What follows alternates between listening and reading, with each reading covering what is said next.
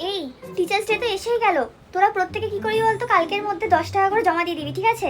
আমার কাছে দিয়ে দিস, তারপর যা উঠবে তাই দিয়ে একটা ভালো দেখে গিফট কিনে ম্যামদের দিয়ে দেবো। তোরাই সাজেস্ট করতো যে কি গিফট দেওয়া যায়। আগেরবারে তো আমরা একটা সে দিয়েছিলাম, তাই না, ওয়ার্ল্ড ক্লক। আর দেখ, আমাদের এই ইয়ারটা লাস্ট ইয়ার, ঠিক আছে? তো লাস্ট ইয়ারটা একটু মেমোরেবল তো করে রাখতে হবে। এই নাচগুলো সব তুলে ফেলেছিস? এই তোরা গানগুলো সব তুলে ফেলেছিস তো? আর নিজেদের মধ্যে ড্রেসটা নিয়ে একটু ডিসকাস করে নিস। আর শোন, ঋতু পড়ে না আর সৌ পড়ে না, তোরা দুজন কি করবি, এইখানটা ভালো করে একটু আলপনা দিয়ে দিস, ঠিক আছে? হ্যাঁ, আর বোর্ডে একটুখানি ভালো করে সুন্দর করে লিখে দিস। কার হ্যান্ডরাইটিং ভালো রে, সে একটু বোর্ডে এসে হ্যাপি টিচার্স ডে লিখে দিস তো, লিখে আর পাশে একটু আলপনা করে দিবি। ভাবছি একটু মিষ্টির প্যাকেটের অ্যারেঞ্জমেন্ট করব, ঠিকঠাক হবে তো?